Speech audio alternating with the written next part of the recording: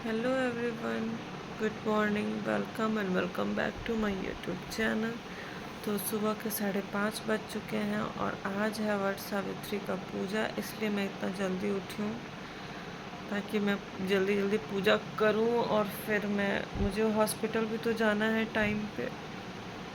इसलिए अभी आशी भी सो रही है, मेरे हस्बैंड भी सो रहे हैं।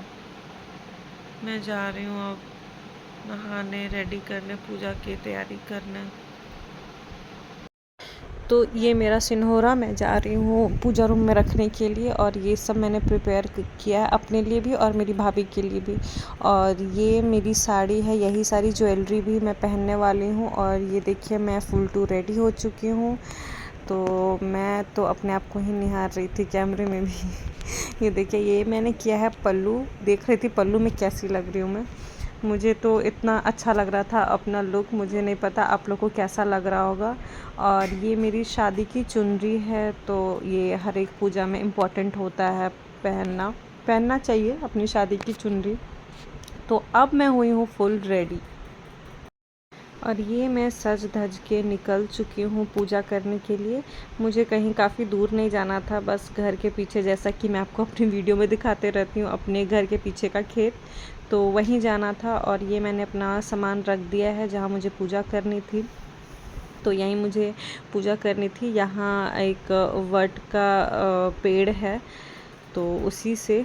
और ये मैं और मेरी भाभी शुरू कर चुके हैं पूजा। तो सबसे पहले तो हम लोग ये पंखे को जो अपन होता है वो लगा रहे थे। उसके बाद वट वृक्ष का पत्ता को तोड़कर 5 जगह वहाँ सारा जो फल वगैरह था वो चढ़ाए, मिठाई चढ़ाए। ये सब करने के बाद हमने एक दूसरे को सिंदूर लगाया। ये लगाया जाता है नाक पर से सिंदूर, पति की लंबी आयु के लिए। तो ये भी हिंदू धर्म में आप लोग को भी पता है कि कितना महत्व है नाक से सिंदूर लगाना। तो ये मैंने अपनी भाभी को लगाया है। इसके बाद भाभी मेरे नाक पर से सिंदूर लगाएंगी, लेकिन अपने सिन्होरा में से, मतलब जिससे शादी हुई है, जिस सिंदूर से शादी हुई है उसी से। और यहाँ मैं वट सावित्री की व्रत कथा पढ़ रही थी। इसमें था कि सावित्री माता कैसे अपने पति का प्राण छीन कर ले आती हैं यमराज जी से, वही कथा थी। तो वो पढ़ने के बाद अब बारी थी, हम लोग जो रोली धागा होता है उससे वट वृक्ष का परिक्रमा करते हैं 5 बार, 11 बार, जितना अपना इच्छा हो, 21 बार, 51 बार, तो ये परिक्रमा करना होता है। तो यहाँ मैं वही रस्म कर रही थी, मेरे बाद मेरी भाभी करेंगी, अभी मैं कर रही थी।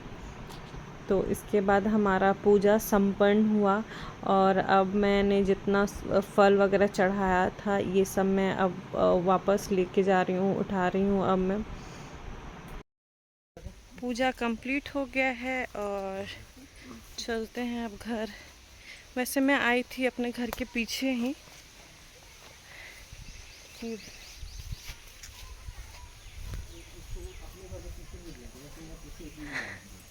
क्या? खेत में ही आई थी। हाँ, मैं अपने खेत में ही आई थी। तो अब बारी थी पति की सेवा करने की, पति की पूजा करने की। तो सबसे पहले मैंने उनको चंदन लगाया। उसके बाद जो जिस पंखे से मैंने पूजा की थी उसी पंखे को झेला मैंने उनको। उसके बाद मैंने अपने पति को प्रणाम किया और आशीर्वाद दिया, उन्होंने भी मुझे आशीर्वाद दिया। और इसके बाद मैंने उनको खिलाया मिठाई, और उन्होंने भी मुझे मिठाई खिलाया। तो ऐसे हो गया हमारा आज का पूजा पूरी तरह से कंप्लीट।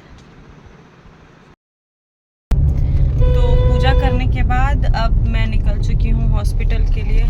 जल्दी चेंज करना पड़ा है मुझे, मैं लेट भी हो गई थी। तो आज मेरे हस्बैंड जा रहे हैं मुझे हॉस्पिटल छोड़ने के लिए, और मेरा ड्राइवर पीछे से गाड़ी लेकर आ रहा है। मेरे हस्बैंड आज इसलिए जा रहे हैं क्योंकि ये मुझे छोड़ के फिर वहाँ से बेतिया चले जाएंगे। क्या ठीक बोले ना? ओके, तो मिलते हैं आगे।